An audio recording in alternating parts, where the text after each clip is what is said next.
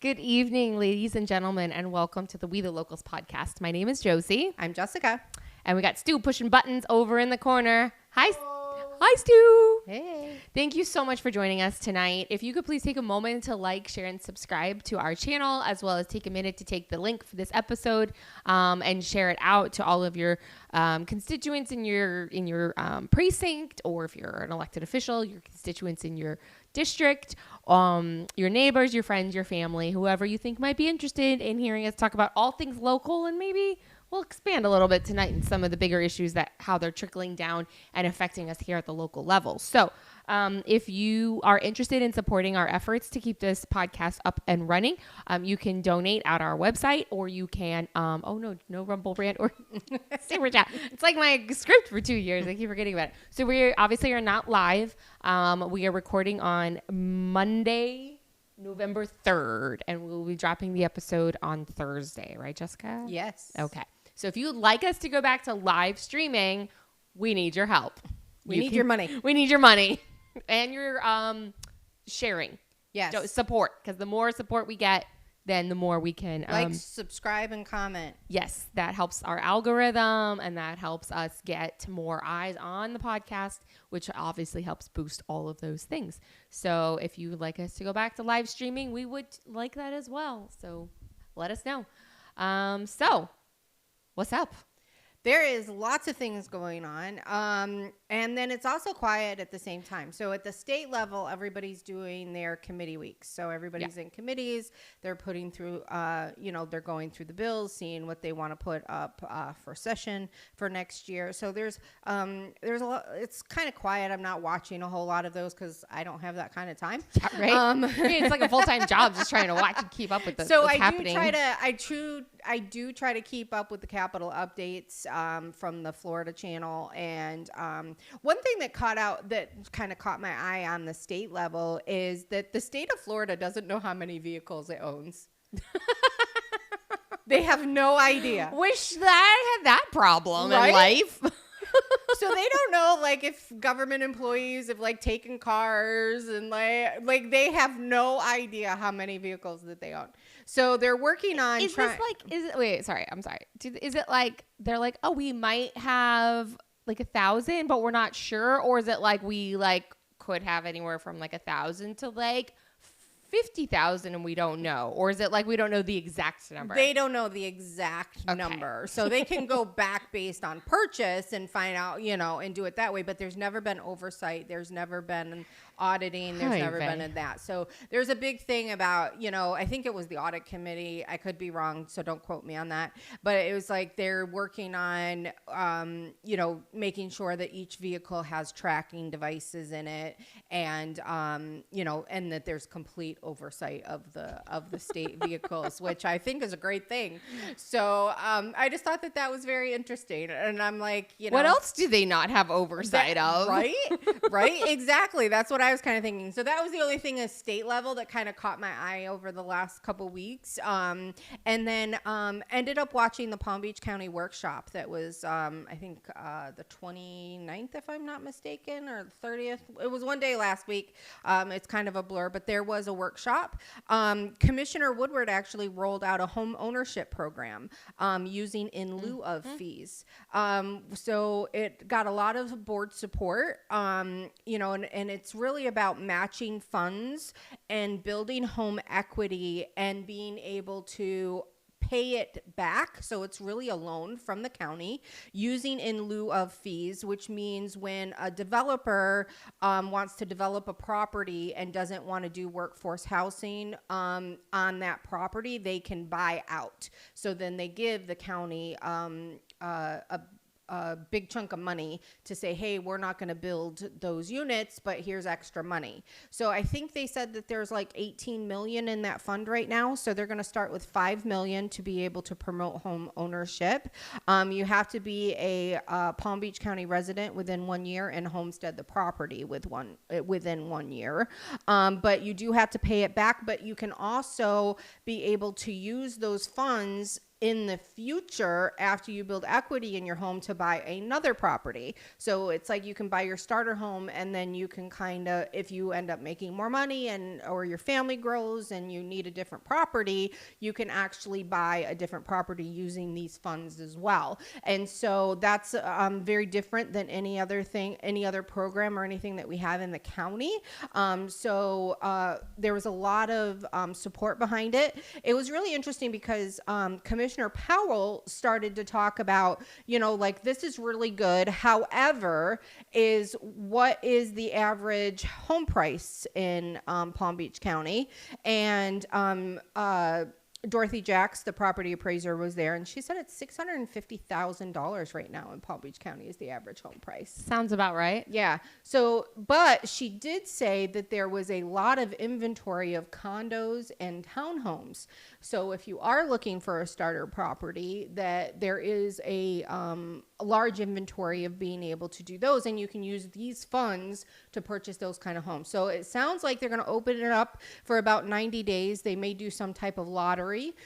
So it's not just first come, first serve, but names will go into a hat. They'll be able to pick which ones, and then you have to be funded within 90 days. You can get extensions, but first and foremost, they want you to close within 90 days. So this was just a workshop. Nothing got voted on today. The board gave their recommendations of how they would like to tweak the program and to make sure that it's successful. It would be a pilot program. They'd check it out, 1 or 2 cycles and see, and then it would be rolling funds. So as it got paid back, they would be able to distribute more money, but they're looking about starting it with $5 million. So that's something to kind of keep an eye out, which is pretty awesome. Also in the workshop that they talked about their legislative priorities. Live Local Glitch Bill was on there again. So they're still trying to tighten up Live Local. Hope so. So they're keeping an eye on that. They're asking for funding for County Road 880, which is something I think that just keeps getting vetoed. Isn't that the one out west? Yeah. Oh man, yeah. They need that road. Yeah, they really do. One of the other things was, pushing back on the state about unfunded mandates. And then which we're going to talk about because property taxes. So just put a pin in that teaser for later in the show, because I want to talk about property taxes being kind of falls into that category a little bit with how they're wording some of this. So yes, and I have that on my notes. And I'm going to be talking. So I have some things on that as well. Perfect. So they're looking at. They want to make sure that. They're asking for the legislative priorities also to make sure that Tri-Rail for the SFRTA gets funded. They're really concerned about not getting that funding to be able to keep those services, because the more and more I do research about our transportation, you're looking at about 1 million more people on the road. If the Tri-Rail is if it goes away. And so, and what's really interesting is Stuart actually lost his job recently, and he started to drive Uber to kind of fill in the gaps as he's looking for new employment. And it's amazing how many people that don't have cars in Florida or in Palm Beach County. So it's like, imagine if those people had cars, so it's like, this is something, and I hear people say like, oh, the buses are empty, the Tri-Rails are empty, but for these services to be successful, they have to run continually. Yeah.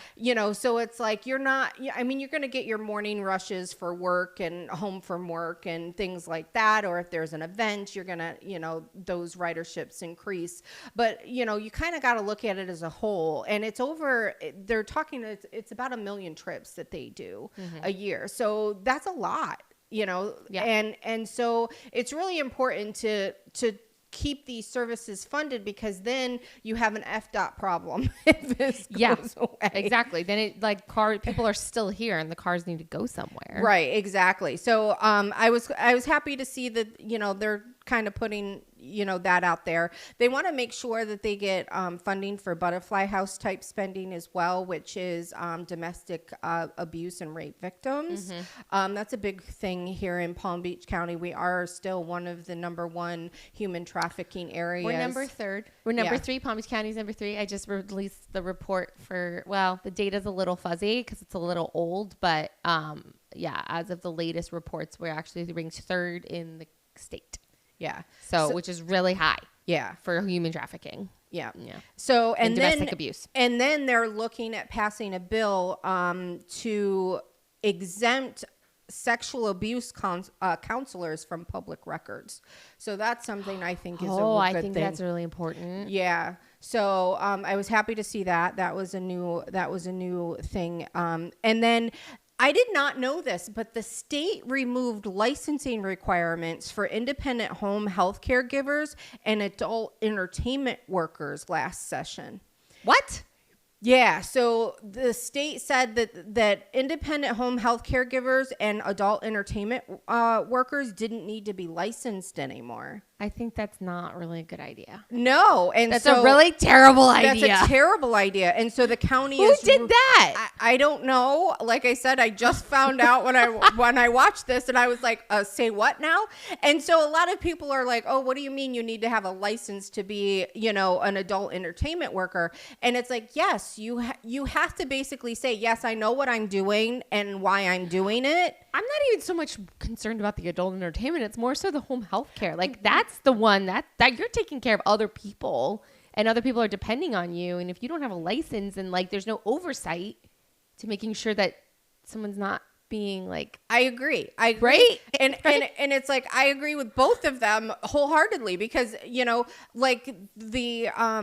adult entertainment worker, like I said, it's really about, making sure if you are in that industry that it's by choice. You're not being forced to. Yeah, exactly. You're From that point of view. I was like, yes, but exactly. So it really emphasizes on the human trafficking and that kind of thing. So, oh my gosh, if we're third for human trafficking in the state, we really should have licenses for it to prove that exactly. Right? What were they thinking? Who's making money? Right. So, by repealing those licenses and why those two licenses? Yeah. And you have to get a license to spit here. But see, the thing of it is these are two industries that would be very strong for people who are here illegally. Mm-hmm. Those are two easy jobs that they could do that there's no oversight, right? If they don't have to have a license, they would then have to prove their residency. Something sketchy. Right. So I thought that was really, really interesting. So, and then I do want to they did they also talked about property taxes, and there was a lot of information that I found out about that. So I do want to get into that, but I want to skip forward and then we'll come back to that. Yeah, we'll make that a whole little segment. So the local bill submission deadline is November 21st. Yep. And then the board also hired a new county attorney. David Audie is now the new county attorney. Oh yeah, because the county attorney retired, right? She is retiring. She is going to be at the end. She's retiring at the end of the year. And, so they are looking for a replacement. There were 4 candidates. All were really good. One was actually the mayor of Wellington. Mm-hmm. And then the current attorney for West Palm Beach put her hat in the ring. And then there were 2 already county employees, David Audie, and then there was another gentleman that put his hat in the ring for it as well. But they ended up voting 6-1 for David Audie. Who was the one? Well, they didn't say because they did it by ballot, and then the mayor named each of the ballot. But I'm pretty sure it was Bobby Powell that voted for I can't ever say his name. Napoleon? No. Napoleon? Yeah. Napoloni? Yeah, the mayor of Wellington. Okay. Got 1 vote, which was very interesting because as far as the local scuttlebutt, so to speak, there was a big push for him to be able to get the job. So the fact that he only got one vote was very interesting to me. Very interesting. So he will retain and stay the mayor of Wellington. Again, I want to kind of go forward because I want to go back to property taxes. I'll tell you about what the county said in the workshop. But I also watched the legislation delegation with the school board. And that was very interesting. So you had the legislation delegations, was our representatives and senators in the county, along with the school board. And so the school board kind of presented what their agendas were for this upcoming session and what they're looking for money. And they gave some statistics around the school, which was pretty interesting. So they have right now 82A rated schools, and the graduation rate is 95.9%. That's really high. It is really high. And so I thought that was pretty good. And one thing that I didn't know is that the school police is a certified police department. It is. So, I kind of thought of them as like resource officers, but they actually have to go through the same certifications as like the Palm Beach Sheriff's Department, or your city municipality. It's literally an entire police department inside the school system. Yep. Yeah, I know. Actually, one of the moms on my kids' swim team is I can't remember what her job is, but it's pretty up there in the department. Yeah, in that department. So we talked a lot about it. I thought that would be something good for our listeners to know, because they may not know. I didn't know. So I thought that accounts for one of the reasons that a huge chunk of our property taxes goes to pay for that. Like that's where a lot of the money comes. Like a lot of the money that we're always like, where's the money going? To the school board. A big chunk of it goes because it's paid for through that. I'm sure there's state grants and stuff like that because it's state required.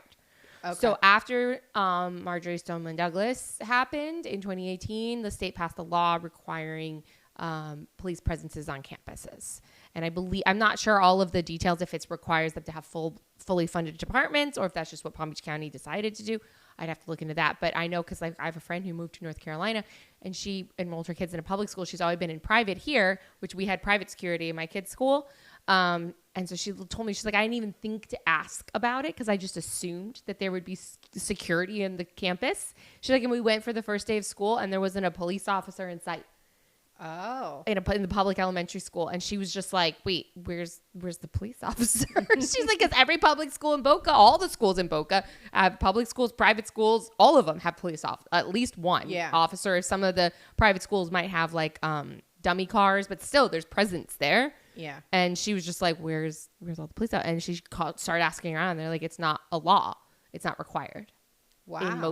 In most states. And so she was like kind of upset. She's like, everyone's freaked out about it. Everyone's talking at the beginning of the school year, school shootings and this, and this.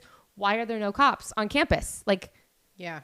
If this is such an important thing, why isn't it a thing?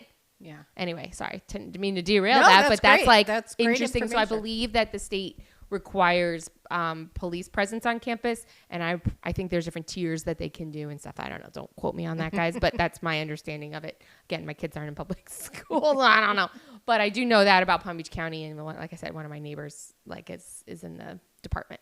Oh, very cool. Anyway. Very interesting. Very, very interesting. So the school board wants more money. What? Yeah. And so the big thing that they're going for is middle school and high school transition programs, focusing on IT, construction, hospitality, tourism, law, healthcare. Wait. Is that trades? Mm-hmm. Huh. Interesting. Healthcare, and then finance and business. So they're trying to stay ahead of the curve because they kind of know what's coming. So that was very interesting. They also want some more money to help harden the schools as far as safety goes. They want more education on human trafficking in the schools. Chair Brill, she wants more education in stalls of the bathrooms. And I thought that was a really good idea. She's like, because if you're a victim, and she brought up Epstein, she goes, we're, like, we're responsible. He targeted our children right here in Palm Beach County. And we didn't have any education telling them that this was wrong, and that they shouldn't do this, because if anybody's followed the Epstein case, Epstein basically paid them for massages of a sexual nature. Some of those ended with happy endings, some of them did not. But basically recruiting girls, high school age girls, coming, and then if you brought a girl, then you got $100 and the girl got $100. And so it was really about, focusing on, kids, girls that didn't have happy homes, that really, didn't have a very good family unit. Party girls. I've met more than one woman my age or a little younger who was invited to or did attend a party where he was at and was attempted to be recruited into it. It was like rampant in that, so this is like the early 2000s, right? When this is going on. So it was like a little bit younger than me. Yep. But yeah, like right in there. And that was how they did it. And I've met it's like it was known in the world that not that the world that I came from, but like now where they are not, and they're like, they didn't. The people that I've met, but I've met multiple women, and just in passing where stuff would come up and they'd be like, yeah, I was recruited, or I was this or that. Like, I've heard that story a few times. It's like, I look back, I didn't have a great childhood. My parents were pretty absent. And so I probably would have easily fell victim to something like that. Money. Oh, you're going to give me money where it gives me freedom and I can do whatever I want. You're going to give me a car. Okay. You want me just to rub you there? Okay. I don't care. I mean, it sounds silly, but also at the same time, like these are, you're not like educated to know that this is not healthy. This is not right. It could end up bad for you. And then our own state attorneys actually treated them as if they were prostitutes when really they were the victims. Right. And so I thought it was pretty awesome that Chair Karen Brill, who's District 3 of the school board, who's actually the chair of the school board, she said that, if we have them in bathrooms, because then if there is a number to write down or a QR code, they're in a private stall. Yeah. So then when they have time on their own, then they can make that phone call or send that text. Or they have them all over the airports, in Fort Lauderdale Airport, in the bathroom stalls. Yeah. And then also over the loudspeaker. I mean, obviously that's not something you can do in school, but I do find it interesting. Last time I flew out of there, found it very interesting, because they would have, like, the announcement would come on every 20 minutes or something, an announcement, and it would be like the mayor of the county, what's his name, Trentillis, or whatever his mayor is, I can't remember, and mayor, welcome to Broward County, blah blah blah, talk about all these things, and then, oh, by the way, like, contact us if you're being trafficked. Like, the way, I mean, it was said in a much more obviously professional manner, but I was just like, interesting. Like, they really are doing a big push there to try to educate and let people know that there's a way to get out of it if they want, like, to realize it's not safe and a safe place to get out. Yeah. So I like that. That's really cool. And it really feeds on, the vulnerability of the young, women. There, I mean, boys, it happens to boys too. So I don't want to say that it only happens to girls. Yeah, don't discriminate, Jessica. No, yeah, exactly. So it's very interesting, because it's like these girls that get put into this situation think that these people love them, because they do take good care of them. Right. They're usually, have the best clothes, have jewelry, they're provided they for don't have very well. Exactly. And they're forced to do things that they might not feel comfortable doing. Exactly. So, kudos to Chair Brill for, bringing more awareness and saying every high school needs to have, in every stall needs to have this, so that, somebody sees it enough, it may click. Hold on, Josie, cover your ears, but they do want to keep the current vaccine schedule. So they asked for the support from the legislative delegation to make sure that they get to keep the current vaccine schedule. However, Chair Brill did say, like, there are exemptions. Yes, but they don't talk about the exemptions. In fact, they put signs up at the schools that say no shot, no school. Yep. So you're right. Bull crap. There's exemptions. Yes, there are exemptions, but when they tell people that there are no exemptions and they say you can't come to school unless you get a shot, they're not actually educating people. So I told you to cover your ears, Josie. no. I'm going to have to call my legislative representative and complain and say, no, listen, keep the schedule, keep the recommended schedule, but they should not be a required schedule. Yeah. So it's very interesting because of the things that are coming from the health department. What's his last name? The health Ladapo, is saying that none of these things should be required. They should only be by choice. And so the school wants to be able to have, and Polsky makes my skin crawl, Polsky. She was like immune compromised people. And I'm like, you obviously don't know how vaccines work, but, anyway. None of them know how this works. None of them. No. So, They want more money for English learning students. No, I'm just kidding. So, just kidding. Just think about that for a minute. They want more money for English learning students. So if the English is not their first language, what does that tell you? They're an immigrant. Exactly. Mm-hmm. So just think about that for a second. They want to be able to, they want more money to help be able to increase teacher salaries. They want to develop more teachers, special needs, focusing, they want students to be able to focus more on tech and trades as they get into high school, as I mentioned earlier. They are asking, to not remove school taxes from the property tax aspects of things. So how would that work? So we'll get into that a little bit more. I'm going to put a pin in that. Okay. But let's go back to it. It's going to be like a whole segment, an hour segment. No, I'm just kidding. So one of the things is that they did mention that textbooks is probably the largest expense that they have. Books are expensive. Because they're constantly updating. And then the state also put in a lot of requirements. So then those are new textbooks based on those new requirements. Mm-hmm. So we have to kind of think about that as well. Like, I believe that the school budget is bloated. I think there needs to be a complete audit done. I want to say that very clear for the record. What is their budget? $7 billion? I actually didn't even look. I'm going to look for this. So Josie, look that up really quick. They're asking for legislation to make sure that, because there's certain requirements, for school curriculum that they have to have PE credit.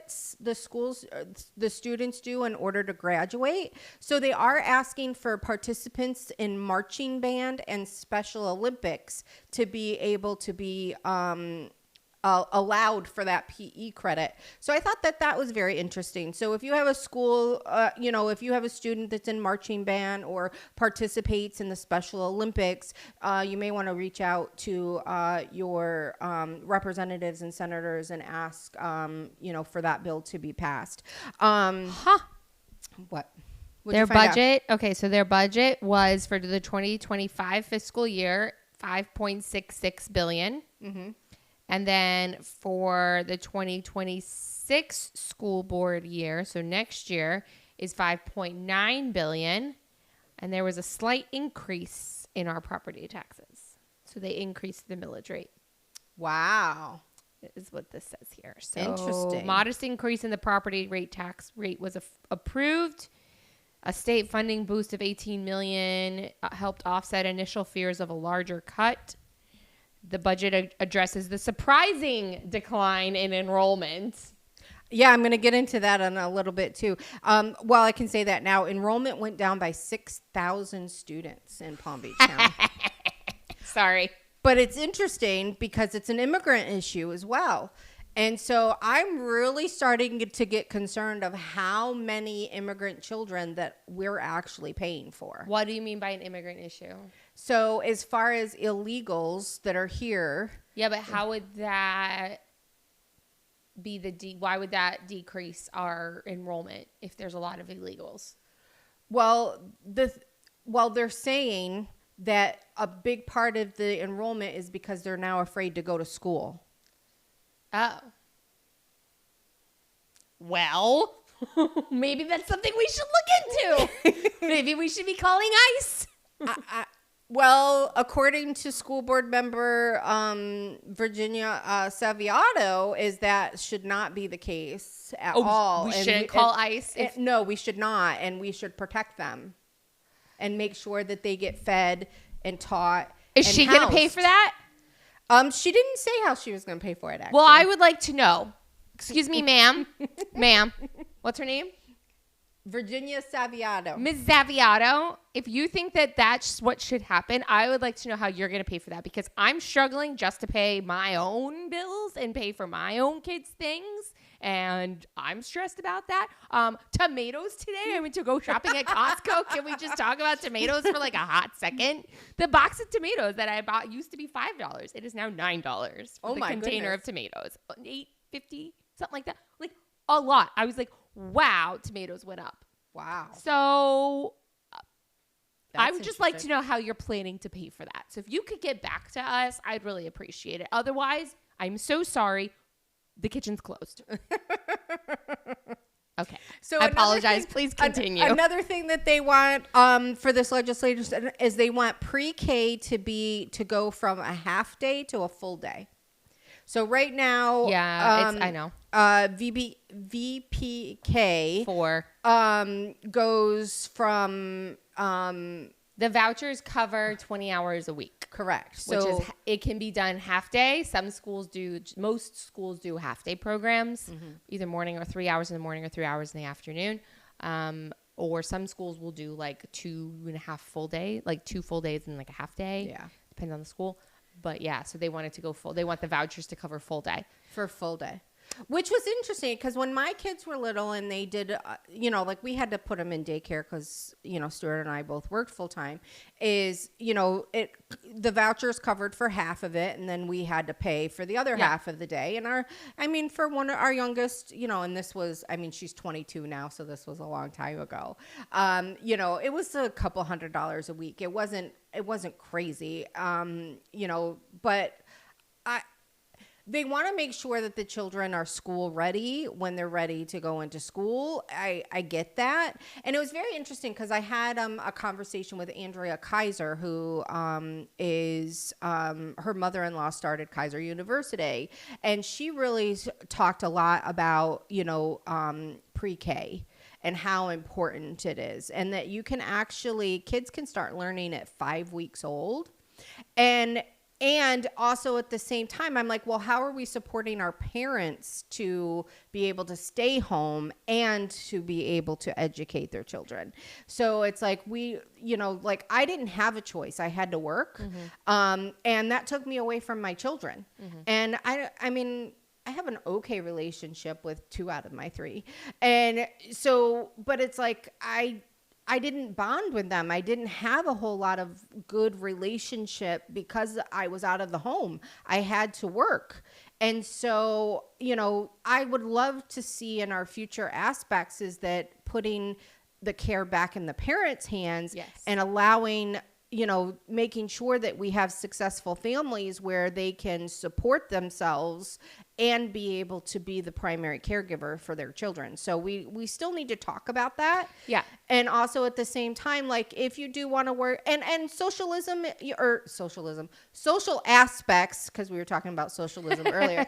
So social aspects is important. Your children should be around other kids. They should be, in social aspects of social things, settings and things like that. And things of that. So I do think that that's important for cognitive development, relationship skills. But it doesn't have to be done at the expense of the children being dropped and being gone 100%. All day from the parents. And then another challenge that I'm curious is where are they going to find the schools to take the vouchers? And I don't know, this might be one reason they're addressing it. So I know that the schools that my kids went to for VPK, so my kids did go to VPK. It was the first time they went to school, and I did just a half day. So like I could have chosen to pay and do what they call the wraparound program, where they're there all day and you pay like for them to be there for the full day and picked up at normal school time, which is 3:00 or whatever. And so I never did that. Thankfully, I was able to stay home and then pick them up and I did it for them to have the socialization and kind of train, build up if they, to go to school. And where was I going? So I definitely know my kids went to 2 different schools. I know one of them, I heard through the grapevine, rumor had it that was going to be the last or second to last year that they were going to take the vouchers. They weren't going to accept vouchers anymore.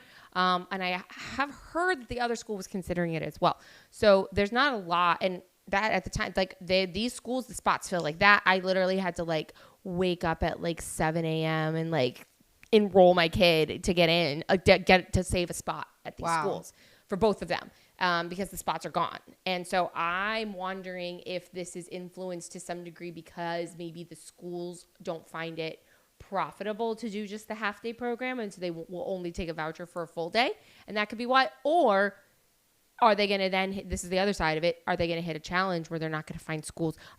Do they have schools it's interesting that are going to take the vouchers? It's interesting that you say that, because it was there was like a side conversation a little bit during this legislative delegation meeting that was talking about that there was a law that was passed this last session where charter schools can actually go into the public schools. And the public schools actually have to feed them and provide janitorial services and all of that for these charter school.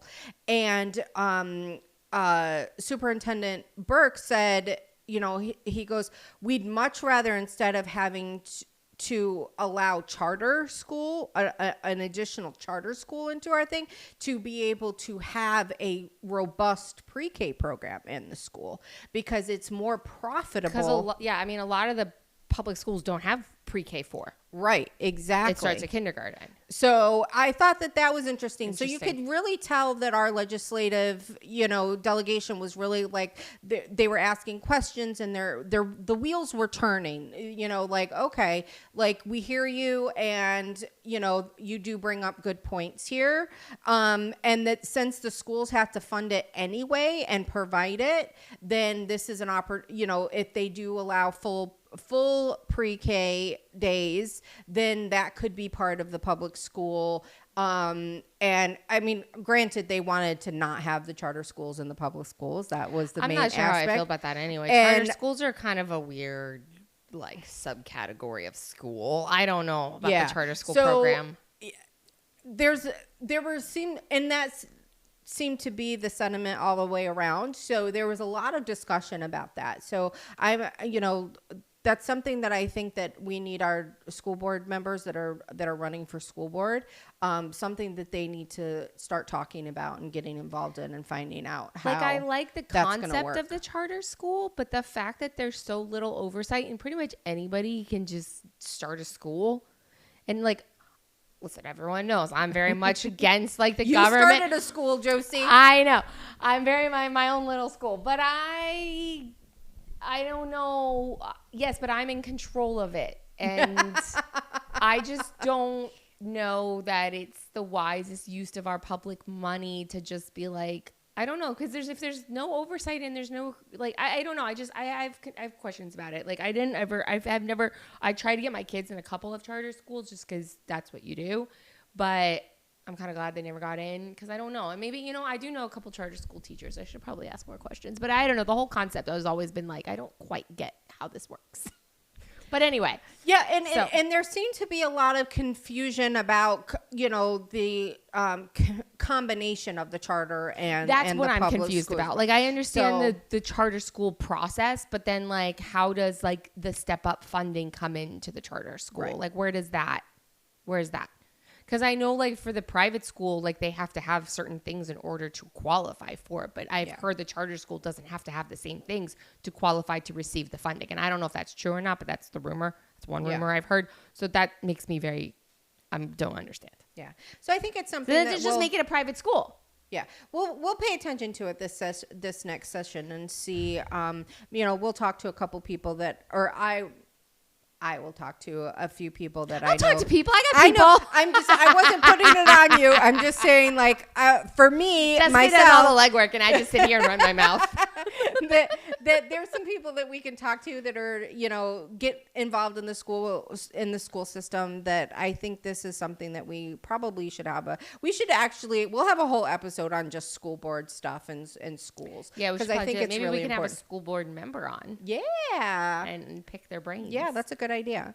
So a couple more things I just want to let people know, that the school board is putting full support behind funding for Tri-Rail.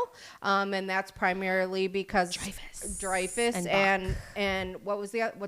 Bach. Yeah. So the Tri-Rail transports their students. So those are the art schools, just so everyone knows. Those are the schools of the art up in West Palm area. And so Bach is the middle school, and Dreyfus is the high school. Which do need more oversight, because I do have a friend who had to yeet her child from Bach due to teachers who might not present themselves in the correct manner that they should. They weren't very teachery. They were teaching things that they should not be teaching to children, or presenting things about gender and identity that they should have kept to themselves. Oh, interesting. So, I don't know if it's changed. That was a couple years ago. Yeah, but yeah. I was like, granted, I went to school, decades ago. But it was like, I never knew what political affiliation my teacher was. I never knew anything about, their views on things. I didn't even know if they were married, like. The only time you ever knew if your teacher was married is if they changed their name from Miss to Mrs. Yeah. Then you're like, oh, yeah, well, that's interesting. So yeah, interesting. And then they want money too for West Tech expansion, trades in the Glades. Mm-hmm. So I thought that was very interesting. And so they want a lot of money, man. Yeah. So and there is one mill that is up for expiration in 2026. One what? One mill. So how it goes, the millage rate. Oh. So 1.1 mil for expansion, which was funded for teachers' salaries. So for every year that the teacher was employed with the school district, they got like $1,000 bonus. Yes. And so they basically said that if it will be on the ballot in 2026, and if it does not pass, the teachers will lose it. They'll take it away, which I thought was really interesting. The teachers will take away what? That they'll take away the salary increase for the bonus. So because it's funded by that. So the voters would be voting to take away the bonuses for the teachers, essentially. So right. So if it passes, they get to keep it. If it goes away, they're basically saying we're taking it from the teachers. I was like, this is the setup. This is how it works. Well, then that's what they did last time. Yep. Is they were like, oh, we need to do every bond or everything that we've all voted for has all been to help the teachers, and they told the teachers that if this doesn't pass, then all of the mental health services for you guys are gonna go away. Yeah. And so got all the teachers, all my friends who were teachers were like, no, we need to vote for this, otherwise all this is gonna go away. And I was like, do you hear yourself? Yeah. Okay. Sure. Yeah, they're going to put a lot of money and it's going to go because those teacher unions are cuckoo. Although I would be very curious to see the numbers of the teachers unions because of the state removing the requirement that they be a part of it. Right. The teachers are not required to be part of the union anymore. No. And so I'm curious if that's dropped off, but that'll be a question for our school board. Yeah. So then that brings us back to the tax issue. Property taxes. So property taxes. So the school board is saying, please don't take away our property tax funding because it's 58% of our tax bill. So wait, 58% of their budget is our property taxes? No, 58% of our tax bill. Right. Okay. How much of our tax bill? How much of our property taxes is part of their budget? Because like you said last time, Palm Beach County's is like 23%, right? Right. That's a good question. I don't know the answer. We'll have to find. I'm gonna make a note. I'm making notes, guys. If we have anybody that's listening that knows that answer, please email us. Share it with us. So, so then that goes back to the county talking about, because in the workshop in the legislative priorities for the county, they talked about, how are they? Is our legislative aides in the county keeping an eye on the property tax options of what's going on in the committees and in the legislature when it comes to property taxes? And of course they said yes, that's definitely something that they're keeping an eye on. And I finally got my homesteaded value number, which was 600 million. So if you take away, because that's the kind of the big thing that everybody's talking about, is like, okay, if you don't want to do away with property taxes altogether, maybe just do away with the homesteaded property taxes, which I think I mentioned last time, which was about 665,000 properties or something were homesteaded in Palm Beach County. And that equates to about $600 million of our budget. So our ad valorem taxes is about 22%. And so of that 22%, 600 million is homesteaded properties. Okay. So it was very interesting because Administrator Abruzzo mentioned that he has already requested for all of the county departments to come back with options for reducing their budgets in their departments by 5, 10, 15, and 20%.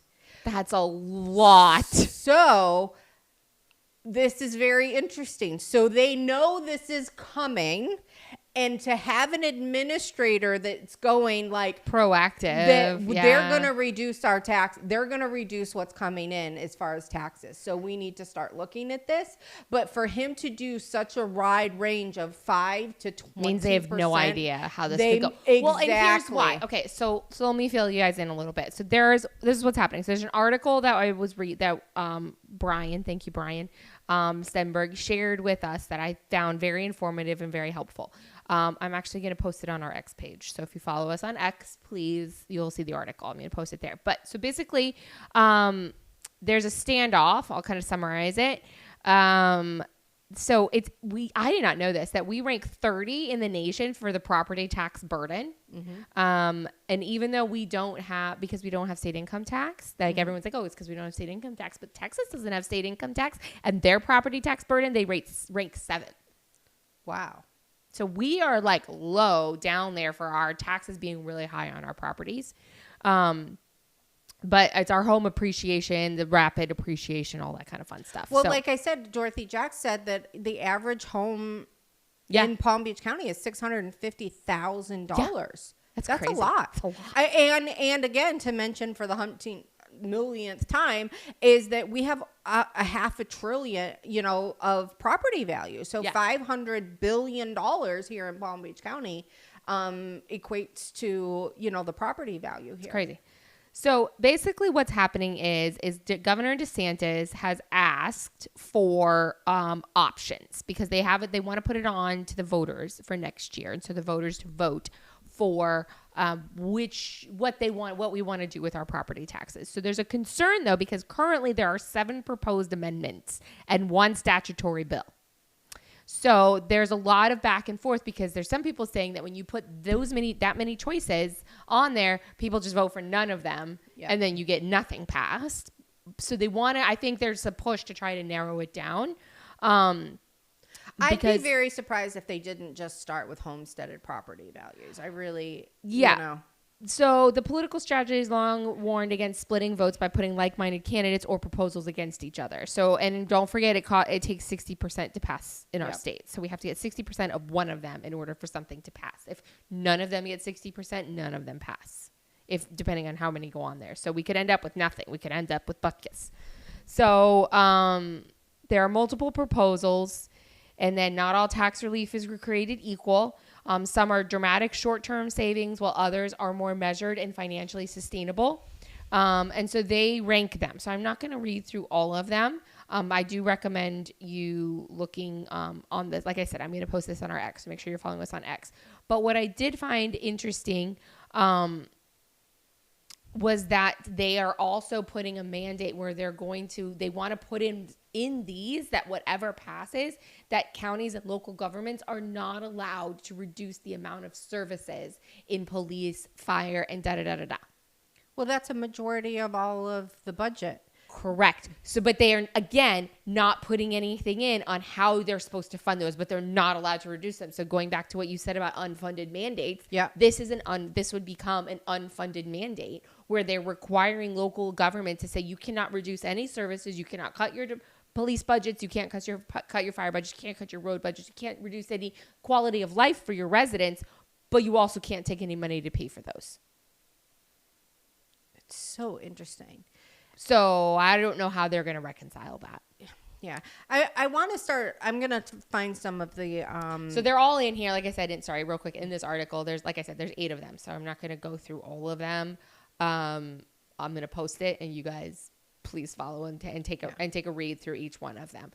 Because what they're saying is some are going to be bring more immediate relief in the short term, but then in the long term could bite us in the butt.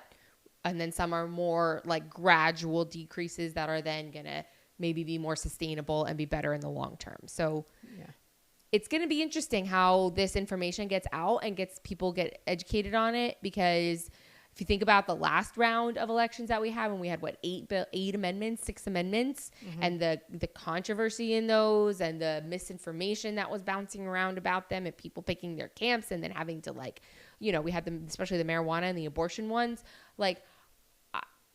I think it's going to be I'm a little nervous. It's going to be very interesting. I'm a little nervous too. And, Palm Beach County has such a large budget, and a lot of our money is pass-through money that comes from the state and federal government for programs and things of that nature that get funded. Homelessness is a big one. It's like we fund that on a local level, a state level, a federal level, but we still have homelessness. So, it's like you kind of got to, And I think that this is the DOGE aspects. When DOGE came, they're still looking at Palm Beach County. They're still evaluating it. And I think they're understanding. I think it's going to be very interesting when that information really comes out, because the only thing they said was we had a transportation issue, which was, that we were overfunding, or that we had lost leaders as far as Tri-Rail and Palm Tran, which I was like, tell us something we don't know, Blaze. Yeah. Because I'm like, those are sort, because our county is so large is the problem, and then we don't have a whole lot of mass transportation on the west side of the county. Right. It's all east. And so, but yet we have to provide services for people who live west to be able to come east. So, yes, there is a transportation problem. That's why, we need dedicated funding for, especially Palm Tran. And so, trying to be able to figure that out is going to be very interesting. But it's like, I think we could get by with doing away with our homesteaded property pretty easily.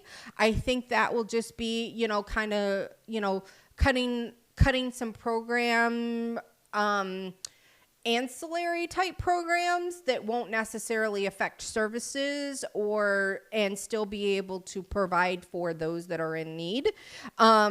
So I think that's a little bit easier to do. But when you're dealing with cutting property taxes for commercial properties and second and third homes, that's when it's going to get really muddy and very difficult.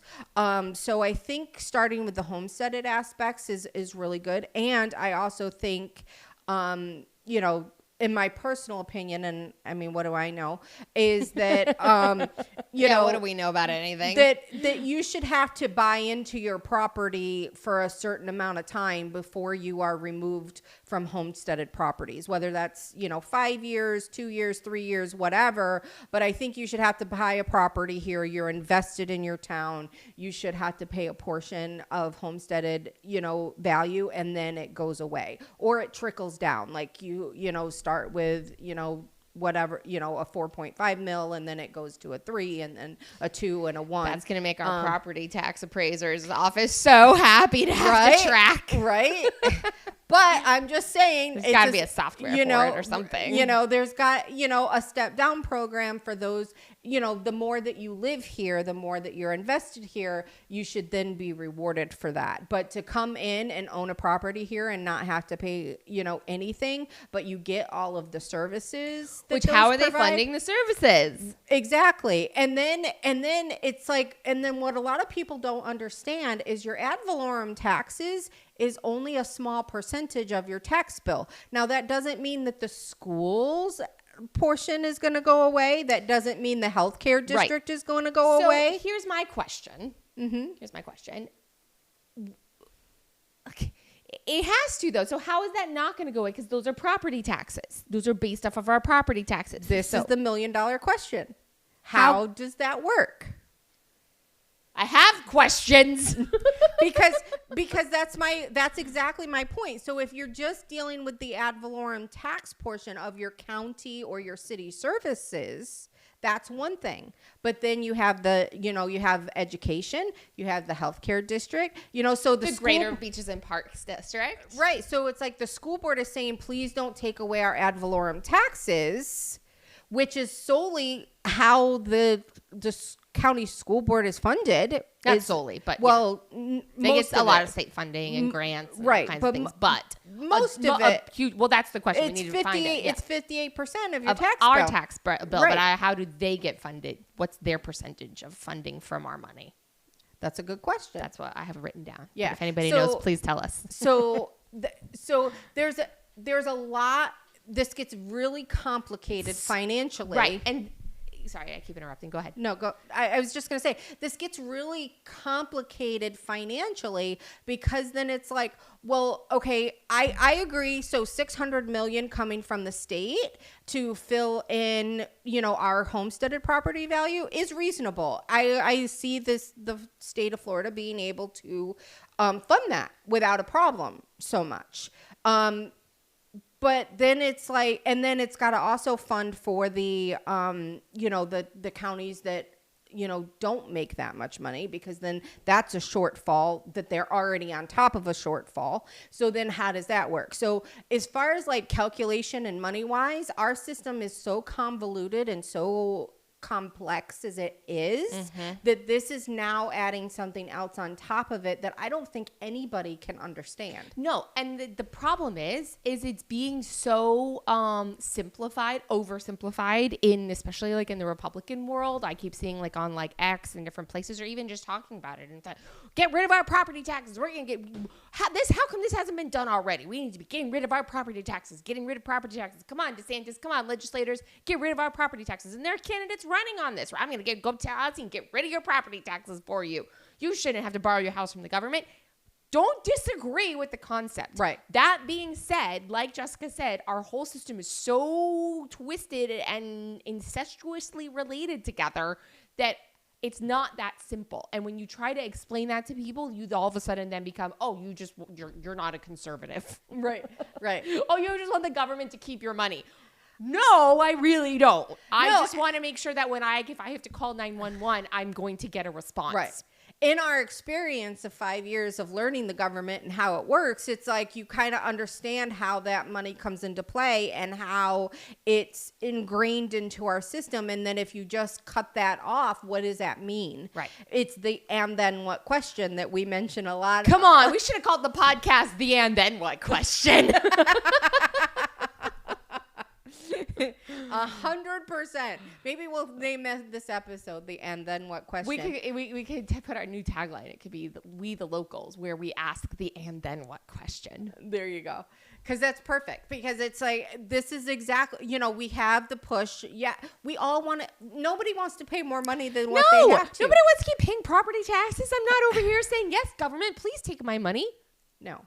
But if you're Rob Long in Del Rey, he says, please take it. He's special. His mama tells him it's special. Sorry. So like I said, this is a very complex thing. And the fact that we're supposed to iron this out, I don't know if session's going to end on time. Well, they want to put it on the ballot. That's what I'm saying. Oh, session didn't end last time either. Exactly. On time. Legislators, they're just going to work it. So, real good. Well, they got to come home and campaign. Right. They're going to end it on time. Last time it didn't matter as much. They didn't have to come home to campaign. Now they got to qualify and get petitions. Which if you think about it, is really smart for DeSantis. If you really think about it. It's really putting the pressure on the legislature to figure this out, because it's going to cost them elections if they don't figure this out. Yep. And so interesting.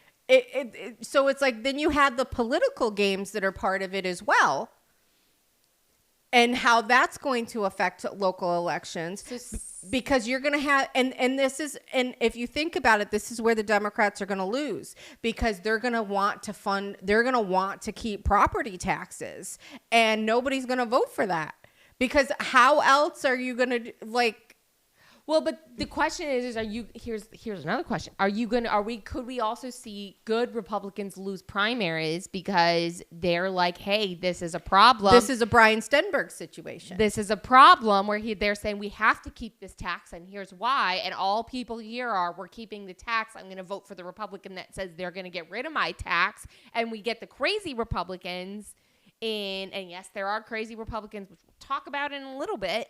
The crazy Republican in Tallahassee instead of the good one who's going to get the job done. And this is why we have a slate of 18 candidates in Boca, because we've got people who are like, angry about one issue, angry about a thing. They don't like what something's being done. So now they're one issue candidates, and it's not a great issue. It's an important issue, but it's not a great issue to build an entire platform and campaign on.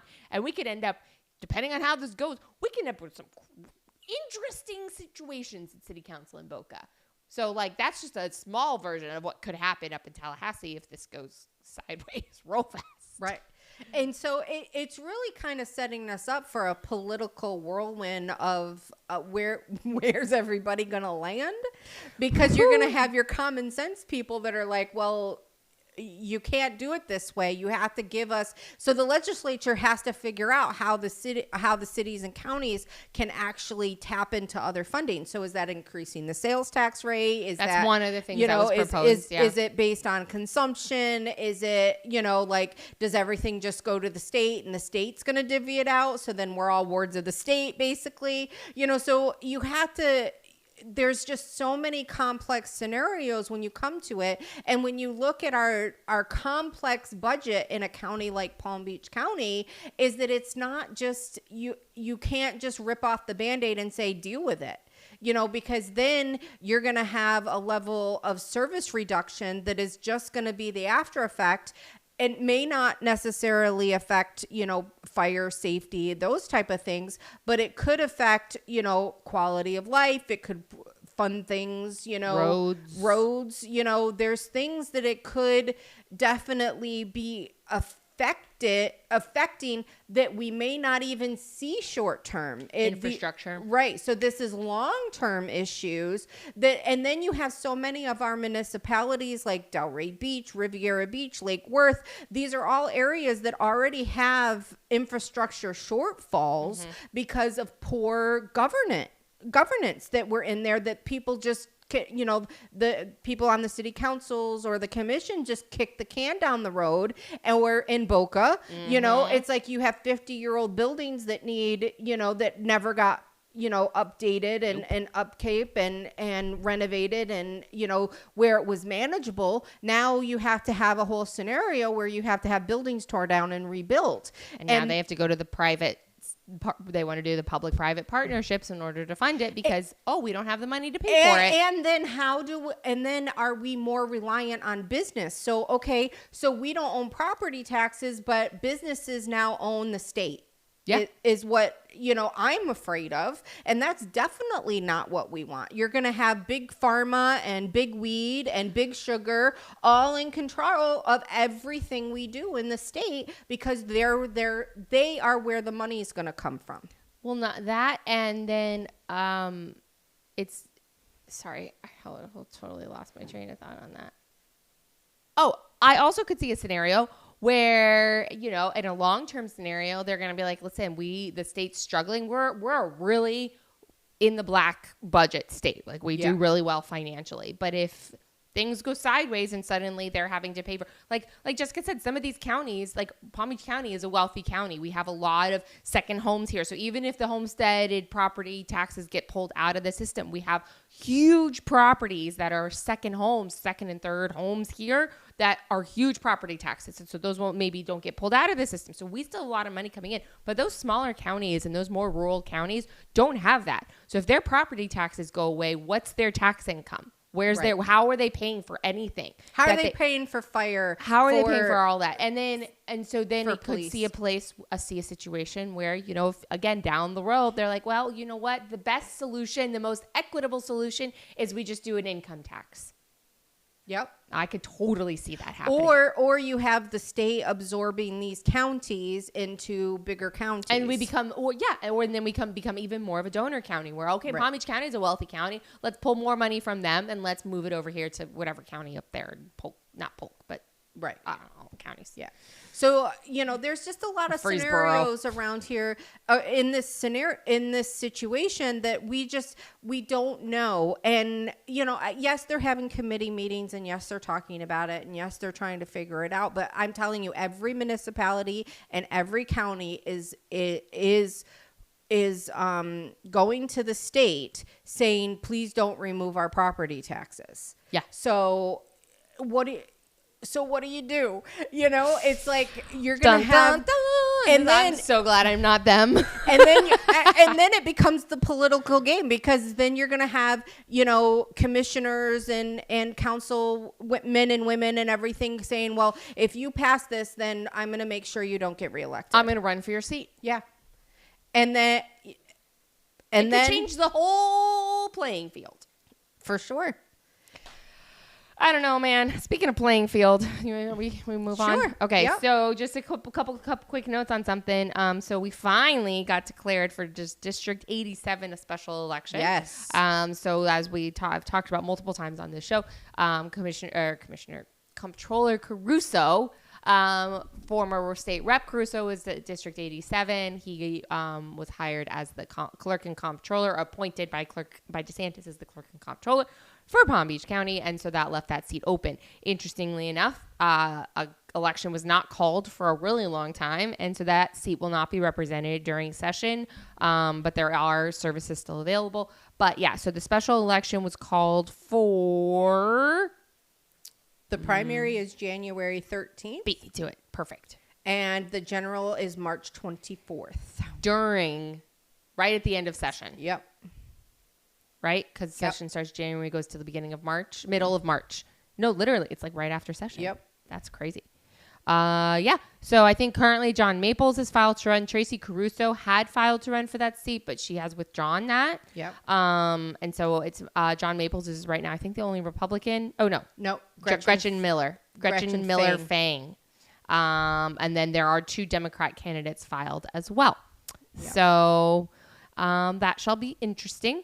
John Maples has gotten quite a few endorsements. Yes, I was just looking at some of these. Local representatives. I know Meg Weinberger came out and endorsed him, and I believe that Tracy Caruso threw her support behind John as well. I don't know if it was an official endorsement, but my understanding is that she was leaning that way. So, you know, it's going to be very interesting how the Republican, you know, Gretchen is a nice woman. If you don't know who she is, she's very nice. She's, you know, I think she's a good person. I think she means well.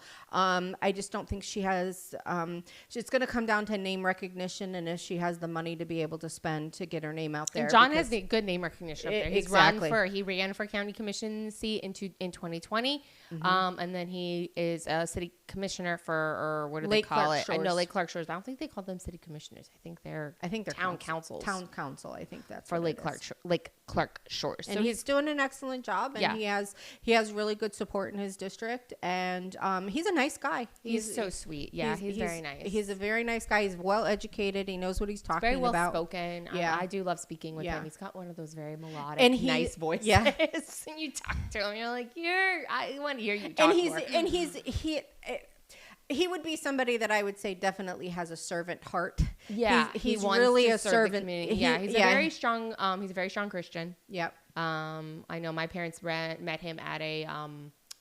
They were at a movie. I don't know, was it about Israel? I can't remember. They were at something, and there was like a talk beforehand, and he was there, and he was sharing about his life and stuff. And so, they were. My dad was very impressed by him. Yeah, he's always very sweet. Always gives me a big hug. Hi, how are you doing? Yeah, you know? he's a good guy. So, and you see him just about everywhere. So, do your research on the candidates. Yep. If you live in District 87, hopefully they're advertising to you and letting you know what their platform is so that you can make a good, educated decision. If you're in District 90, sorry, I didn't mean to cut you off. Go ahead. No, you're done on that one? Okay. So District 90, that election's still happening. There's early voting, starts the Saturday after Thanksgiving. Yep, my ballot just got in the mail 2 days ago. So the election's on. It's happening. Mail-in ballots have already gone out. Did you vote yet? I have not. Who are you voting for? You don't have to answer that. It's very interesting because I haven't heard anything from either candidate. Really? Yeah. I live in the district and neither candidate has advertised to me after the primary. Interesting. Isn't that interesting? That is really interesting. And there's 3 Republicans in our household, so it's very interesting. It's a heavy, and you're super voters. Yeah. So, and then we're in, our particular precinct is like a D+36. But still. To think that you have any data that you pull, you advertise to the Republicans. Yeah. So, as well. It's interesting. That's all I got to say is that this is interesting how so you haven't got a piece of mail? Nope.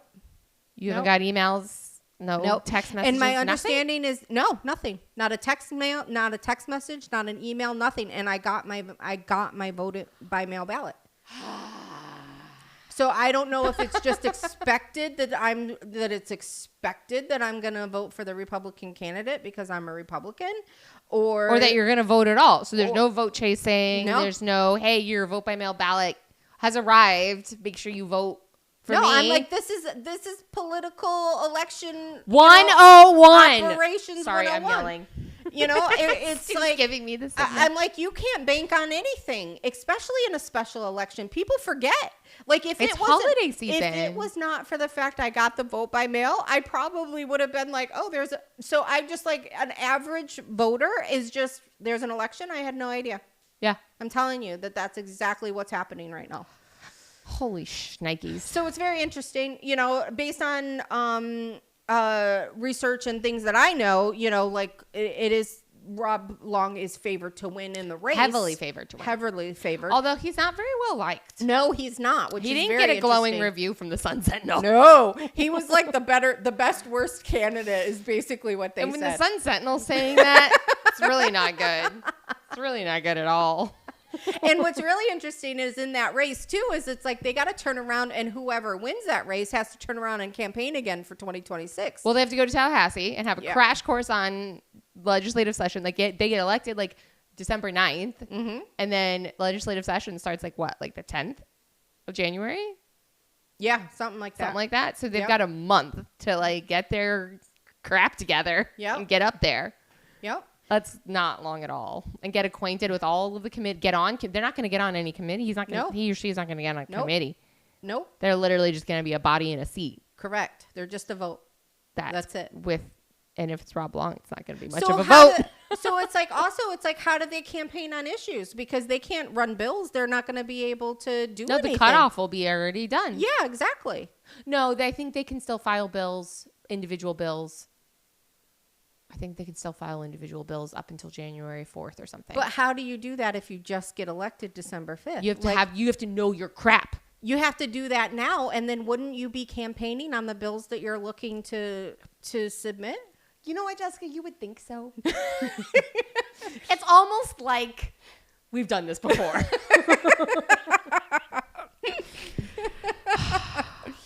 I'm just saying it's interesting. We're just asking questions. Isn't that what people do? Isn't that the phrase now? I'm just asking questions. Yeah.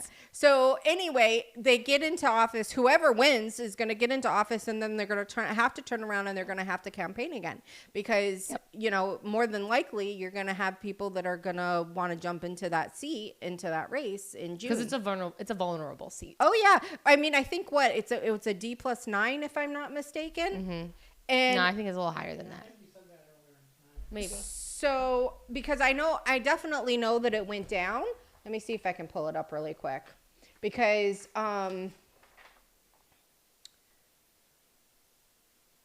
it's a D+10, right? And this was before the October numbers came out. So I'm sure it's probably a D+8 or D+9. So and by if the Mom time Donnie gets elected, it might even right more. So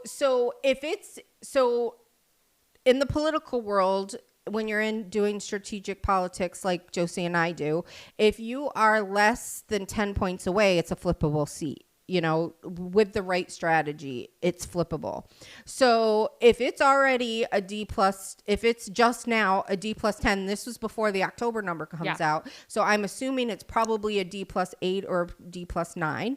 So because we keep increasing our Republican lead, Delray and Boynton is where this is, and it's getting redder and redder and redder. Slowly. Every time the number comes out, we just kind of inch away at it. So if you're looking at qualification in June, you're which is 6 months away at this point, they're 5 months away, whatever. You're looking at probably a D+6, maybe D+7. I was gonna say like 7. Yeah. So then by November, you're getting close to a tilt zero, which means basically even. It's a neck and neck race. So anybody that jumps into that race, if they have the right strategy and the right name recognition and the right amount of money, correct, and the right things, the right candidate. If the right candidate gets in there, that seat is winnable no matter who wins. So if somebody else was to get into that race, whether, Maria Zack, the Republican, wins, if anybody else goes to primary her, they have a good shot at primarying her. Or taking out Rob Long if he wins. Taking on Rob Long in December because he's done nothing. And so you can run against him on his Delray record, and which then puts the Republican in the lead, So it's going to be very interesting how that plays out. So, this is where things get very interesting, and strategy really plays into a key. It really, really matters. And the big part of strategy, especially locally, is knowing what the local issues are and what people really want. Yeah, absolutely. So, and then there's some other fun things. So the mayor of Orlando, who's a Democrat, obviously he's filed to run for governor because apparently David Jolly is not doing super well. He's not resonating with voters, I heard. Well, that's what happens when you flip parties multiple times. It didn't work well for Chris Christie. But Nikki not Chris Fried Christie. said that he was... What's his name? The guy who ran against DeSantis? Charlie Crist. Charlie Crist. I would get those because Chris Christie and Charlie Crist. Yeah, same thing. Pretty much the same person. Name. Yeah. Because Nikki Fried. What did Nikki Fried say? Yeah, he was the God's gift to the Democrat Party. He's going to do great. Like Nikki's the God's gift to the Republican Party. Exactly. Thank you, Nikki Fried. So yeah, he's not doing super great. So Jerry Demings is his name. He filed to run for governor for 2026. He's Orange County mayor, and he's so he's term limited. It's been rumored for a while, and so now he's going to give David Jolly a competitive Democratic primary. So we'll see how that goes. That's something to keep an eye on. Our Democrat primary on the Republican side is all kinds of crazy. And they're all going to vote, keep your taxes. We need to keep your taxes. So it's going to be very interesting how they campaign. Campaigning. We got to watch that. I always like to say, I say this a lot on this show, it's very good for us for strategy and like looking at how the Democrat Party, when they run their primaries, how do they run their primaries against each other in a Republican state, in a red state, because they know that their chances of winning are low. So how do they run and get their party nomination, but not alienate the rest of the voters for the general, because that's what we as Republicans have a big problem with. Oh, yeah. So it's something we really need to kind of pay attention to. What race was it that I was like so excited to watch and then it all fell apart? Oh, the governor's race. Yeah. Derp. I'm so tired. The governor's race, but different candidates that I was very interested. So it's good for us. We need to be watching that. And I highly recommend once these candidates start filing that, you get on their email list, get on their see what they're saying, not because you want to or thinking about voting for them, but because how do they campaign and what can we learn from that and apply to our races where we're running in blue areas and in Republican primaries, and how do we do that and come out the winner in the end, or what not to do. Right. Which we've never been able to do so far. So it's going to be very, Nope. Because our candidates don't focus on the issues. We talk about this ad nauseum all the time, but it's true all the time. It's very true. And so it's like we run on Republican talking points, and here in Palm Beach, like County, I'm going to eliminate your property taxes. Yeah, it just doesn't work here. You really have to be district particular about what your issues are, whether it's city council, whether it's state legislature, whether it's senator, whatever it is. You have to be really focused on the issues and know what's going on. And more than anything else is people really want representative government that are their neighbors. They want to make sure that if you run here, that you live here. And that's a big thing, because a lot of our candidates lose because of the fact that they don't live in the district that they're running in. Yep. So it's interesting. So, it's going to be a very interesting cycle. Somebody said the other day, oh, the cycle, the election cycle started. I'm like, what are you talking about? This has been going on for, it feels like 2 years already. I'm like, what do you mean? I'm like, we have a special election. We're going to turn it around and we're going to have municipals and another special election. All in the same. Wait, hold on a second. Sorry. It's March 13th. It is March 13th, which is the same day as City Council. The City Council? No, it's March 10th. That's so bad. I'm pretty sure it's March. Wait a second. Hold on. March 24th. Primaries January 13th, and the general is March 24th. So it's after municipal. Costing us so much bloody money. That's because, so this is the thing. You remember how we talked about like DeSantis wasn't doing the special election? Yeah. And so we were wondering like, why isn't he doing, he was trying to save the taxpayers' money is what he was trying to do. At least I should say that's what it looked like he was trying to do. But the Democrat or the NPA or the Democrats or whatever in that race actually sued him. And so that's why that we end up having a special election. Hold on. Sorry. Yeah. It's just now calculating in my brain that they're going to have the election. We're going to pay $500,000, another $500,000 for another special election for someone to get elected in March and then have to turn around and qualify and run again. In June, having never served in the legislature because it's freaking retarded. That's why I believe I can't speak for him. I don't know. I didn't ask him. You don't have his personal being like, you do, Governor D. Big Daddy D. So it's like, if you think about it, like, okay, like it made sense to not have it and just have it be part of the 2026 election. So somebody's going to get elected and have to turn around and run again. Yep. So stupid. What a waste of bloody money. These stupid Democrats. And Sorry. That's it exactly, is because it was either the Democrat or an NPA. Is there an NPA in that race? I have no idea. I know there's two Dems and there's two Republicans. I know there's two Dems and two Republicans. I'd have to look and see if anyone else is So so it's interesting to know if, that's the, if that's the case. So, or that if it was because he got sued is why. Ay. All right. So. What else? There's anything else before I go to my last thing? No, I'll have a couple updates that I'll do at the end. But yeah, March 10th, it looks like is the municipal election. Yeah, so I knew that. We're gonna and qualifying for most of the municipals, they're all different. And they start, I believe, this week is opening qualifying, and then they go till like some of them go to like the 15th or like the 20th. So the time is running out if you want to qualify for office for a local municipality. Yes, that's true. That's exactly it. Okay, so my last thing that I personally wanted to talk about a little bit is it's a national thing that's happening. So I kind of am going to touch on that and then bring it back to how it relates to us here at home and how it could impact us down the road as a party. So I'm sure everybody is aware of the Tucker Carlson and Nick Fuentes interview from this week or last week of whenever it aired. And a lot of the drama, like at least on X. So like it's hard to like separate like what's happening from the social media world to the real world sometimes. But there is an overlap, and I'm seeing it in like chat groups and things like that where it's real people chatting and it's not just social media with randos, like real people that we know, like talking about things and saying things. So there is crossover. So I don't want to say, oh, this is happening on X, but it's not really the real world. It's happening in the real world.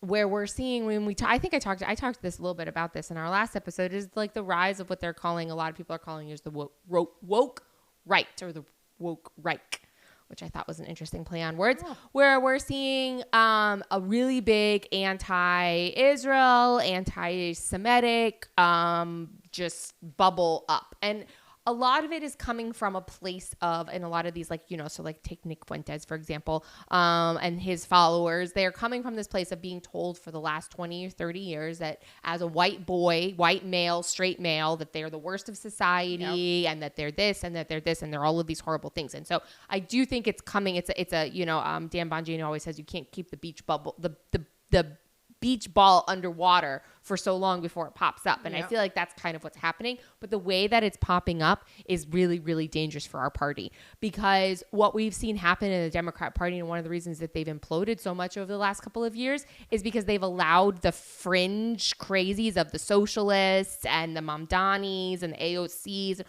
all of these people. And the LGBTQ, all of these crazy fringe 80-20 issues where they're in the 20 or the 10% on control their party.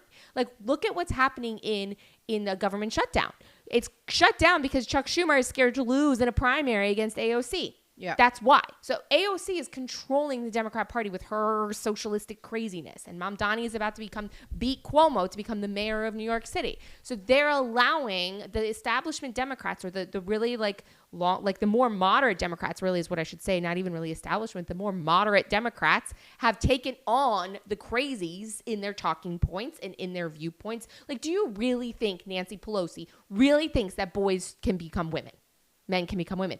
No, of course she doesn't think that, but she's going to say it because that's what they're told to do. Like, they've allowed the crazy factions to take over their party, and they're imploding because you're seeing moderate Democrats be like, no, this is not what I'm voting for. The party left me. I didn't leave the party. Right. And so if we as Republicans allow the same thing, we will implode.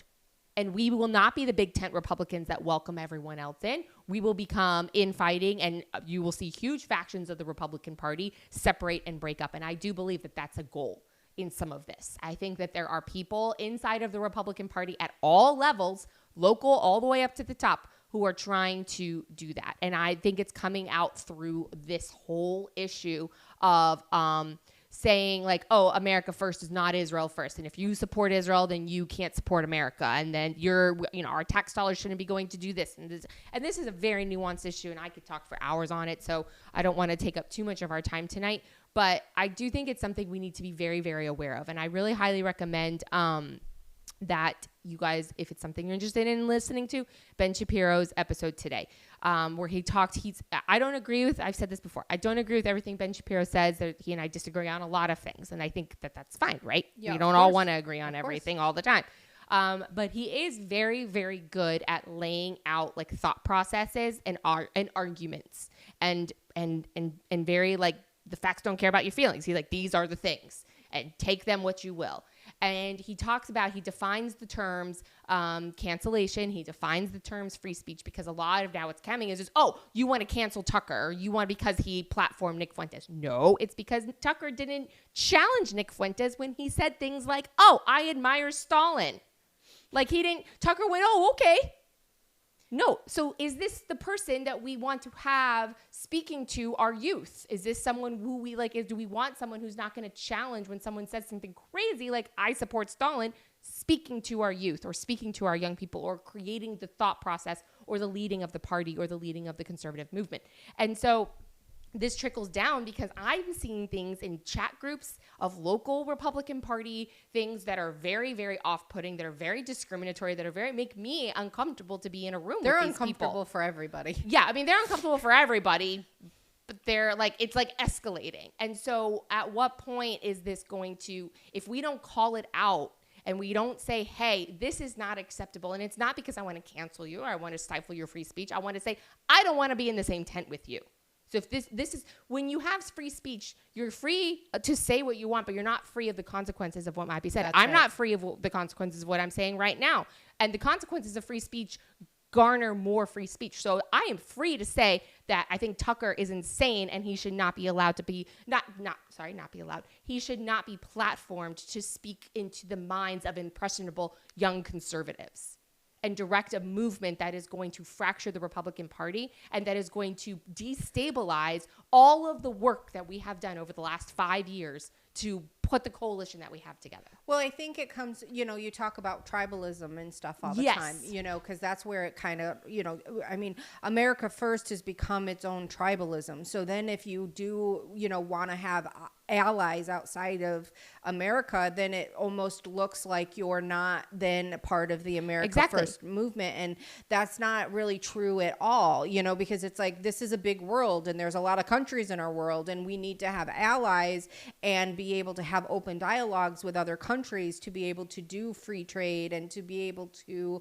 have security. Exactly. Because, America is a prosperous nation and we provide a lot of things, but there's some things that we need as a nation that come from other countries. Mm-hmm. And then other countries depend on us as well. And so, this is what makes Trump such a great president and such a great person, is because he wants every country to be there first. Yes.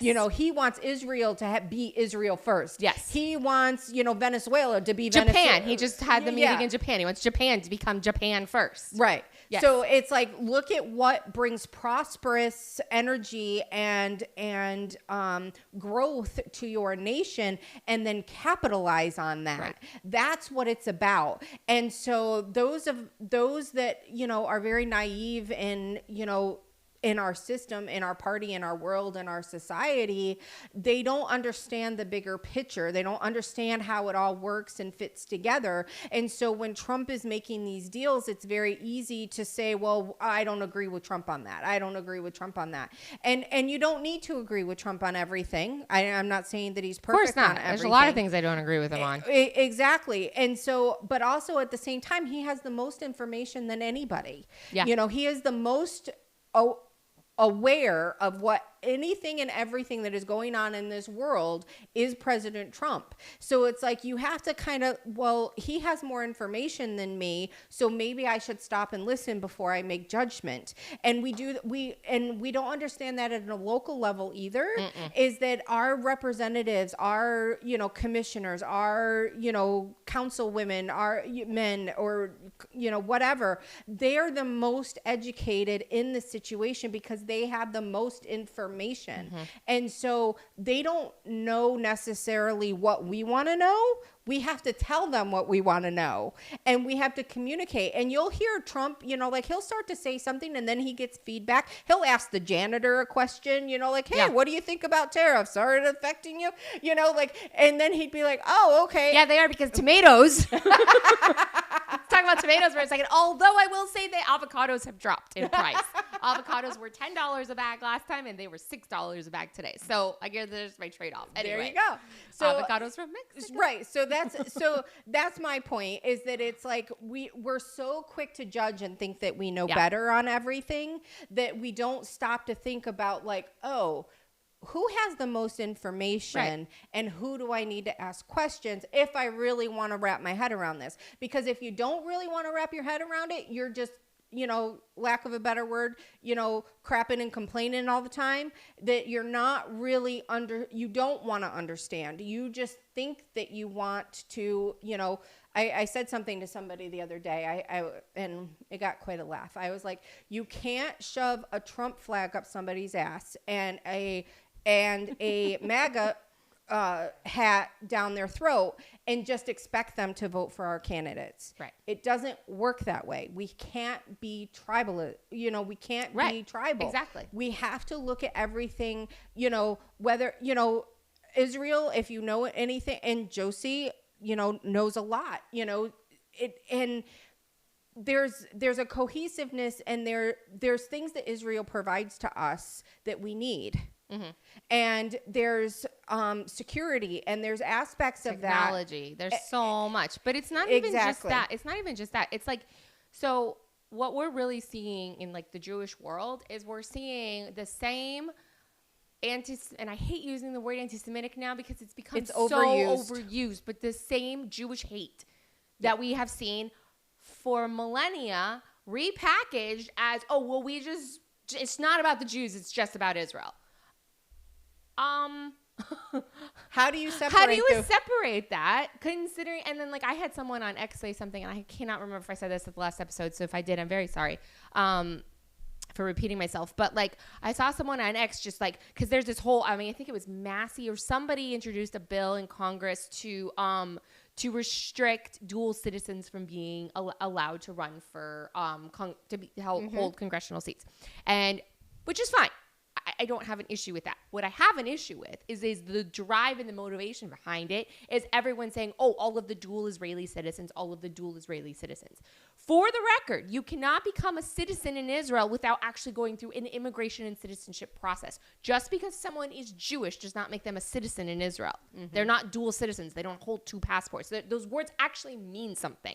They're not just like throw around words. You have to have citizenship. You have a passport, like a legal status. It's like, I know this is a crazy concept to people, but legal status is what's called which is called immigration and citizenship. So that's the driving force behind it. And I said this to somebody. I was like, hey, you that's not how this works. Like, just because someone is a Jewish American does not mean that they're a dual citizen. And they're like, yes, but they're always thinking, like, if you gave them the choice, if they wanted to live in America or they live in Israel, it's Israel. And like everyone on Ben Shapiro's, all of the comments are, if Ben had to choose, he would choose Israel first. I said, yes, that's not exactly the thought process. If you, my grandparents from 1930s would like to have a word because they thought of themselves as German first and then Jews. And look how that worked out for them.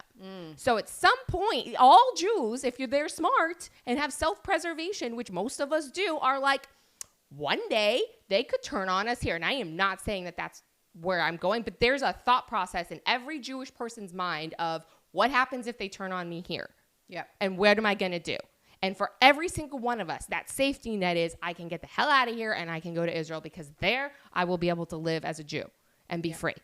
And so it is not because we have dual loyalty or because it's every single moment of like. Well, it's generational experience. It's generational experience. Again, my great grandfather, when Hitler first, at the very beginning, when Hitler first rose to power, the Jewish community, they were supportive because they thought he was going to make Germany great. And I hate that sounds because now it's like all the Hitler-esque and like the Trump thing and all that. No, they really did. They really thought they could never foresee the concept that they would then be persecuted for their religion. It becomes or their ethnicity. It becomes like incomprehensible. Right. Because it's like, no, that could never happen here. That could never happen. No, that could never, my government would never do that. Like that could never happen. But yet history proves us wrong all the time. Correct. Because we choose to be naive and put our head in the sand because if we actually looked at it, we'd have to do something about it. Right, which is why I'm bringing this up as an issue now, because not because that's what I'm saying, that's where we're going. We're looking at like people being rounded up, but where I'm saying is step one is othering people inside of our party. And that's where we're starting to slide into where this is like, oh, well, they're like I said, they're saying it's the Israeli, but it's really like the things that I'm reading are not just about Israelis, it's about Jewish people, and it is disgusting. It's absolutely horrific and disgusting, and the feeling that people get inside of some of the rooms, looks that people have received inside of Republican meetings from people who are in charge of the Republican space, the looks, the comments, the vibes are getting weird. And I'm calling it out right now because it's unacceptable and it needs to be called out and it needs to be shamed. And this is why it's so important for us to have a strong, robust Judeo-Christian club. Yes. I'm telling you, it has to. We have to have a strong Judeo-Christian Judeo-Christian Republican club. Five times fast. Here in Palm Beach County, because this is the driving force against that. This is about educating the people and making sure that we get the right candidates in the right positions, making the right decisions, and making sure that everybody is educated on the fact that the issues matter and voting matters, and that we need to do away with tribalism. Like I said, you can't just put a MAGA hat on or a flag and just expect that people are going to vote for your candidates. It just doesn't work that way. We have to be, and I hate to say it this way, but we need to be more educated in the rooms and asking the and then what questions. Yes. Because we have seen this time and time again over history, and like so many great leaders, Trump's one of them, is they're the disruptors. They're the, they rock the boat. They try to, like, I've been told I'm a disruptor. Jessica, how dare you? I don't follow the status quo. I don't just go along to get along. Like, if you do something that really is bad, I'm not going to say that it's okay. I'm just not. If you've wronged me, I'm going to make it a point to that well, if you want my support, you shouldn't have wronged me. You should apologize. You should take ownership. You should own that. And we just need to stand up and be more strong as individuals, because this is what happens, is that we lose our individualism and then we become all clumped together. Yes. And that's the biggest downfall, and that's the biggest problem, is that when we start to get all clumped together, we lose our individual rights. And our individual rights make it that, fine, you can do whatever you want over there, but it should not affect me personally in your aspects of doing that. You shouldn't make me have to do something I don't want to. And there's been times in my life where, just a quick story, and then we'll probably call it a night. Yeah. But I was involved in a personal development organization for many years, and there was a leadership program. And, I was asked, to become a teacher and lead and all of that kind of stuff. And I had to go through this program. And, one of the stipulations was that I did life coaching with a particular coach. And I was like, and so everybody wanted to coach with this guy. Everybody, he was the greatest thing, whatever. My mentors were like, oh yeah, he's so great. And so I had a few sessions with him, and I was like, it was fine. And then every time that I went to have a session, like, I got sick to my stomach. I couldn't breathe. I wanted to throw up. There was nothing about this that I enjoyed. And, my mentors are like, you just don't want to deal with personal accountability or responsibility, like just throwing it at me. And I'm just kind of like, no, that is not what this is at all. Like, this does not feel right. This does not feel good. This is something that I should be happy to do, even if it makes me feel uncomfortable. And so it was like that gut feeling, and so through that experience, I was like, oh, that's my intuition. That's my gut telling me that there is a problem here. Well, basically is what happened is this guy was undermining the organization and trying to tear it apart from the inside out to take it over. And I was the only one that was like, there's a problem here. Hello. Red flag. So very quickly, so there were rumors started about me. So I got, they told me I couldn't be part of the leadership or any, oh, I still want you to volunteer. I still want your money, but we're just going to put you on hold for a while. And I'm like, no, you don't get any of that then. And no lie, within a year, this organization that had been around for like 25 years, no longer, it ceased to exist. Wow. It happened that quick. And it was that gut feeling of like, something is just not right here. And no matter who you tried to tell was, so those, you have to follow that. Stop being so oh, well, so-and-so said it, so it must be true. Like, follow your gut, follow your instincts. Follow your instincts. Don't listen to us. Follow your own instincts. Take what we say and go look into it yourself, which is why I'm like, go listen to Ben Shapiro's episode. Go listen to what he has to say and his points that he's making. We are wired and see what you think. Maybe you disagree with me, which is totally fine. But like, we are wired for survival. That's why we have that. That's why we have, and we have the generational experience. These are things that have been taught down to us, and understanding that this is what, destroys communities. This is what destroys worlds. And not saying that we don't need a part of a reset in some scenarios, but also at the same time, we have to make sure that we are protecting individualism, because that's where we excel. That's where we really prosper. That's where we really find our happiness. And that's when, because that's really what the life experience is about, is being individuals prospering in a great way, and being in a loving society where like-minded people, even if they disagree, can agree on the fundamentals of life to be able to keep moving and evolving in the right direction. Yeah, absolutely. All right, Josie, any final words? I don't think so. Our next episode week, so like I said, this one's going to be dropping on Thursday, the 6th, and then our next episode will be dropping Thursday the 20th. And so maybe we'll have a guest that episode. We are working on a guest list and implementing a guest into our new space here. So keep Jessica's going to give all of our socials and stuff, but definitely keep an eye there where we'll make announcements on upcoming things. That's all I got. Awesome. So just a couple things that I'll follow up with on our next episode, but the RPOF is this weekend, so I'll be attending that. Jessica's been on a panel talking about media. Yes. So girl. I'm actually speaking on a panel on the RPOF about media and grassroots efforts, talking about our podcast. So hopefully we have some new listeners after this Friday that listen to us. So maybe donors who want to help us go back live. Exactly. That would be great too. I also will have the James O'Keefe Gala, the journalism gala at Mar-a-Lago. I'll be attending that. So I hope to be able to give feedback from that. Fancy. We do, for the Palm Beach Federated Republican Women's Club, we do have an official meeting on the 10th.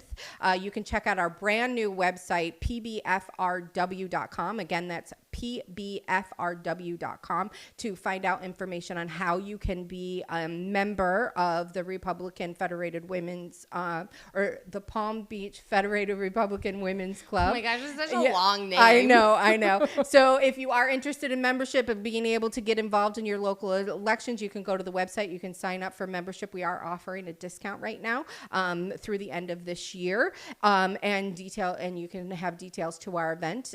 So we're going to give some information about local elections, how to get involved.